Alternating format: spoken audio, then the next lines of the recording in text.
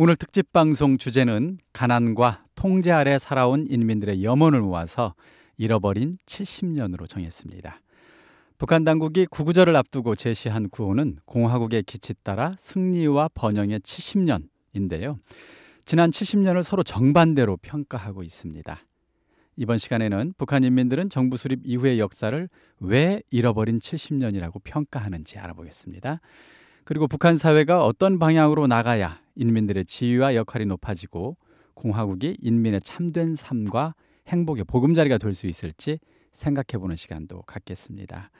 오늘은 특별한 분을 모셨습니다. 중국에서 13년간 북한 민주화 운동을 하면서 북한 주민을 만나고 북한의 변화를 가까이서 지켜본 북한 인권운동가죠. 유재길 씨 자리에 나와 있습니다. 안녕하세요. 안녕하세요. 네, 일단 국경 쪽에서 북한 민주화 운동을 하셨다고 그랬는데 주로 어떤 활동들을 하셨는지 궁금해요. 그러니까 만주 지역이라고 할 수 있는 동북 삼성, 네. 심양, 연길, 단동, 대련 이제 이런 도시들에서 탈북자들을 긴급 구호하기도 하고 또 이제 탈북자들을 만나서 북한의 실상, 북한 체제의 본질 뭐 이런 것에 대해서 같이 토론을 하고 북한 사회의 인권 실현과 민주화를 앞당기기 위한 그런 것에 대해서 같이 고민하고 공부하고 토론을 해서 앞으로 이제 북한 내부에서 그건 대안 세력을 만들 수 있다면 그런 것을 같이 한번 해보자. 그러면 저와 같은 사람들은 제3국에서 이제 국제적인 연대 그런 물질적 또는 정보적 차원에서의 후원자가 되어주겠다. 북한 민주화 운동을 13년 하신 거네요, 그러면? 그렇죠. 99년부터 2012년까지 제가 2012년을 그냥 자의적으로 그만둔 게 아니고 네.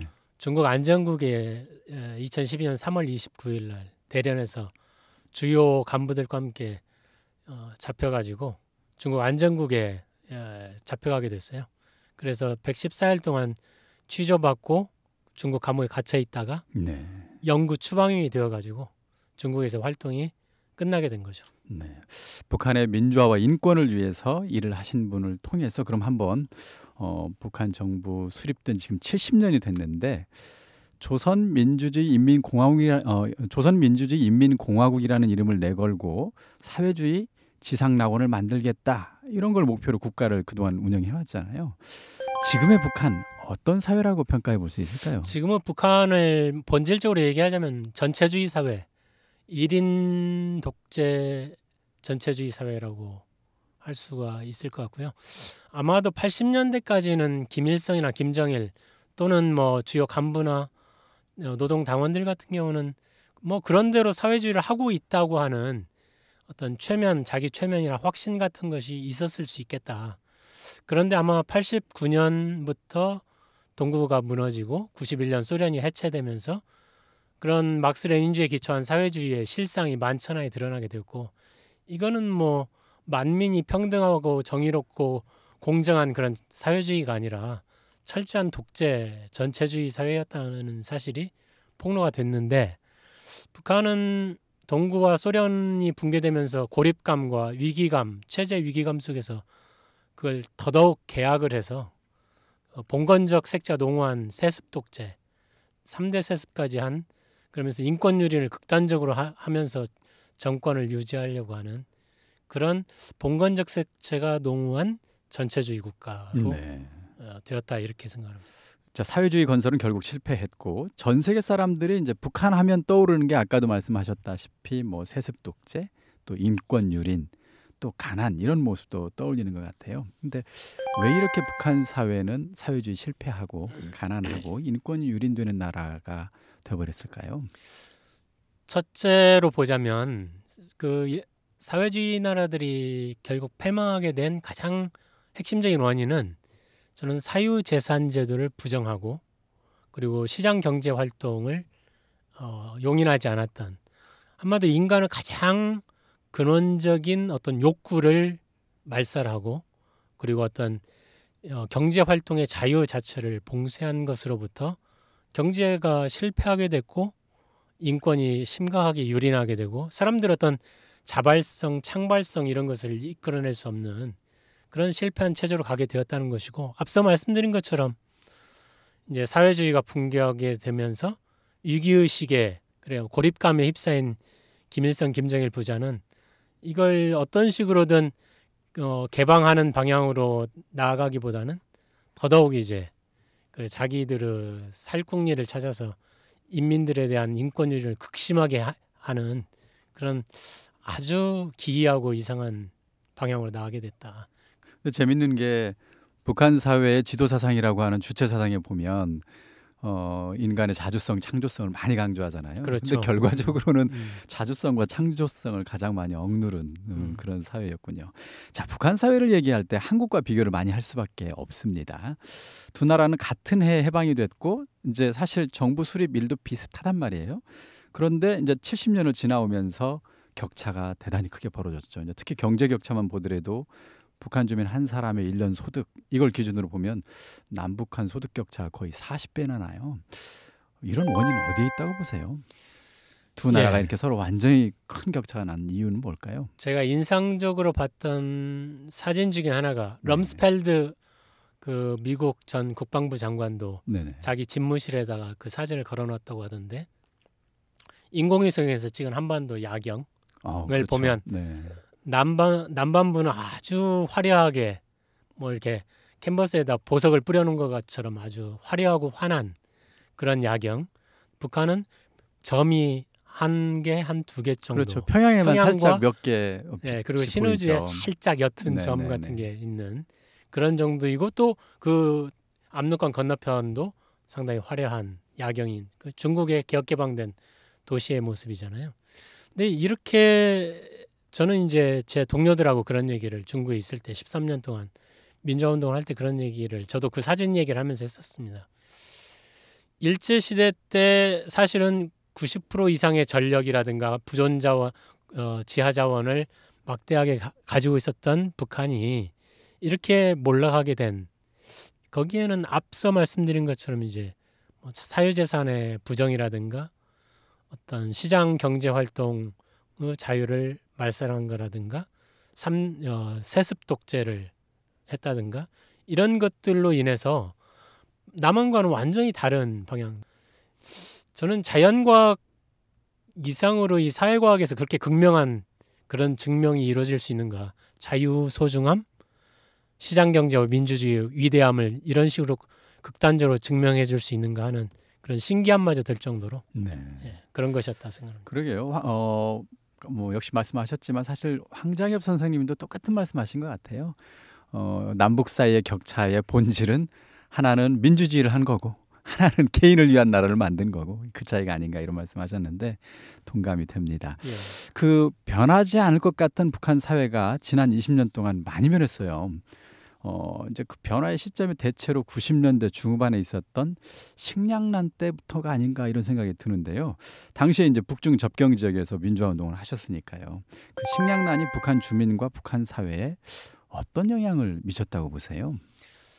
김대중 정부 들어서 햇볕 정책을 폈죠. 그리고 네네. 그 이후 이제 노무현 정부를 거치고 난 뒤에 보수 정부에서는 이제 압박 정책을 펴기도 하고, 저는 그 어떤 햇볕 정책이나 압박 정책보다도 아까 이제 식량난이라는 표현보다는 제가 생각할 때는 대아사 사태 95년, 그렇죠. 96년, 97년 3년간에 걸쳐서 최소 수십만에서 많게 보는 사람들은 수백만까지도 굶어 죽거나 전염병으로 죽거나 얼어 죽거나 그런 대참상이 빚어졌죠. 그러다 보니까 북한 정부에서도 두만강을 건너서 식량을 구하러, 살기 위해서 식량을 구하러 그 도강하는 그런 사람들을 막을 수가 없었고, 그런 사람들이 수십만에 이르렀다는 거잖아요. 그래서 이 사람들이 외부 세계를 보게 된 거죠. 중국, 개혁개방한 중국을 보게 된 거고, 중국에 들어와 있는 또 중국의 조선족들을 통해서 한국의 변화상을 듣게 된 거고, 아, 세상이 이렇게 발전됐구나, 중국이. 한국은 이보다 훨씬 더 발전됐다는데 그런 얘기를 듣게 된 거고, 그렇게 되면서 북한 내부에서도 이제 참 먹고 살기 위해서, 생존을 위해서 장마당이, 다시 말하면 이제 그것이 시장으로 합법화되지만 장마당이 전국 곳곳에 만들어지게 되고 활성화되고, 이렇게 해서 이동호 자유와 장마당 뭐 어떤 경제 활동의 자유가 어쩔 수 없이 광범위하게 확산되는 그런 과정을 통해서 북한 사회가 아주 크게 변하게 된. 그러네요. 그러니까 사실은 안타깝지만 북한 주민들이 수백만이 굶어 죽으면서 결국 배급 제도가 사실상 무너지고 북한 주민이 알아서 먹고 사는 그야말로 그렇죠. 장마당 시대가 일렀다고 봐야 될 것 같은데요. 그러던 와중에 그 2012년이잖아요. 김정일이 사망하고 김정은 시대가 시작이 됐어요. 3대 세습이라고 이제 엄청난 비판도 있었습니다만은 그리고 나서 조금 또 지금 시간이 몇 년 흘렀는데 김정은 시대 들어서서는 어떤 변화들이 있다고 봐야 될까요? 사실은 김정일이 2002년에 7.1 조치를 했었잖아요. 네네. 그거는 앞서 말씀드린 것처럼 장마당 시장이 계속 확산되면서 이게 이제 자기들이 정해놓은 통제 가격하고 실제 시장의 가격하고 너무 큰 격차가 나니까 가격 현실화 조치라는 7월 1일 개선 조치를 하고 또 2002년에 양빈을 그 신우주 특별행정장관으로 임명하겠다는 발표도 할 정도로 나름대로 개혁과 개방을 하려고 했죠, 김정일이. 그러다가 김정일은 굉장히 소심한 태도를 계속 취했는데 이게 좀 확산되는 것 같으면 두들겨 잡고 그러다가 또 너무 이게 저기 하는 것 같으면 또 약간 뭐 시장을 또 활성화 시켜주는 거 이렇게 냉온탕을 왔다 갔다 하는 그런 식으로 했는데 결국에 가서는 김정일 같은 무소불위의 그런 권력조차도 시장을 완전히 봉쇄하고 과거로 80년대 90년대 초반으로 돌려놓는다는 게 불가능하다는 사실을 김정일도 깨닫게 됐고 김정은도 깨닫게 됐고 그렇게 되면서 2010년 화폐개혁이 완전히 실패한 이후에 2010년 이후 2011년부터는 시장이 지속적으로 확대되는 방향으로 오히려 김정은이 집권한 뒤로는 시장을 더더욱 이렇게 활성화시키는 조치를 취할 정도로 그렇게 해서 지금은 약 450에서 500개 가까이의 공식 시장이 들어선 걸로 그렇게 추산이 되고 있고 또 6.28 2012년 6.28 조치라든가 2014년 530 담화 이런 걸 통해서 어떤 그 인센티브 또는 자율 경영 이런 어떤 시장화 조치 또는 시장화 개혁 조치를 적극적으로 도입하는 것이 아닌가 하는 그런 정황들이 곳곳에서 포착되고 있다고 보여지죠. 네. 이제는 뭐 김정은 시대 들어서서 그런 게 뚜렷해졌다. 과거로 돌아갈 수는 없는 게 아니냐. 시장화가 더 활성화되고 있다. 이렇게 진단을 하고 계시는데요. 북한 주민들 같은 경우는 전쟁이라도 나서 좀 세상이 바뀌었으면 좋겠다. 이런 말을 자주 한다고 들었어요. 좀 더 나은 사회로 변화되기 위해서 북한 사회가 지금 해결해야 될 과제 같은 게 있다면 어떤 걸까요? 당면에서 해결할 과제는 비핵화죠. 그러니까 비핵화를 통해서 정상 국가로 발돋움하고 그래서 한국과도 미국과도 일본과도 관계를 정상화해서 한마디로 개혁 개방을 본격적으로 추진하는 방향으로 비핵화 조치를 통해서 정상 국가가 되고 주요 국가들과 정상적인 관계를 맺고 개방을 하고 개혁 조치를 심화시키는 그런 방향으로 가는 것이 곧 북한 주민이 살 길이고 김정은이 할 일이다 이렇게 생각을 하죠. 네. 근데 이제 북한 주민들 같은 경우는 비핵화가 왜 중요한지 잘 모를 수도 있을 것 같아요. 예를 들어서 김정은 정부가 엄청 선전을 하잖아요. 우리는 핵 강국이 됐고 이제 우리가 핵 만들었으니 경제 문제는 당연히 좋아질 거고 이렇게 식으로 생각하고 오히려 핵 보유국이 된 걸 자랑스럽게 여긴단 말이죠. 그렇게 하면 경제 문제도 따라 잘 될 것처럼. 근데 그것은 왜 어려운 걸까요? 네. 그러니까 핵 보유에 대해서 미국이 용납하기가 어렵고 한국도 그렇고 그건 중국도 사실은 마찬가지거든요. 그러니까 국제적인 핵 질서 자체가 완전히 깨지거나 교란될 수 있기 때문에 그걸 용납할 수 없고 그래서 북한에서는 중국과 어느 정도 개방을 해서 교류를 하면 일정 수준까지의 경제 성장은 가능할 수 있어요. 그런데 그 일정 정도 이상을 넘어서서 정말로 발전된 국가가 되려면 그리고 정말로 정상 국가가 되려면 미국을 비롯한 서방국과 한국과 관계 개선이 필수적인 거죠. 그렇다면 바로 이제 핵 문제를 국제사회가 납득할 수 있는 정도에서 분명히 해결을 해야만 그런 관계 개선과 네. 개방과 정상 국가로 드디어 진입할 수 있는 그런 길이 열리게 된다 이렇게 봐야 되는 그렇죠. 거죠. 요즘 사실 국제사회는 핵을 만드는 나라와 교류하고 경제 협력하는 수 없게 돼 있는 사회잖아요. 예. 그래서 아마 핵을 폐기해야만 경제 발전이 가능할 것이다 이런 말씀인데요. 북한 사회에 개혁이 필요하다면 또 개방을 해야 된다면 어떤 개혁 과제가 있을까요? 북한 이제 핵 문제를 통해서 이제 국제 관계에 국제 협력을 할 수 있는 어떤 토대를 만들어야 되는 것도 맞는데 북한 내부 개혁을 해야 된다면 이제 네. 사실 과거 사회주의로는 못 돌아간다고 하지 않았습니까? 그렇다면 어떻게 될까요? 지금 포전 담당제를 통해서 거의 가족농 가까이 계속 가고 있는 것 같은데 결국은 농업 협동조합 이거를 그 개인농으로 완전히 바꿔야 될 것이고 정치범 수용소를 지금 당장이 아니라면 어쨌든 점진적으로라도 철폐를 하고 최소한의 기본 인권을 보장하는 방향에서 그 정치 개혁이 이루어져야 된다고 생각하고요.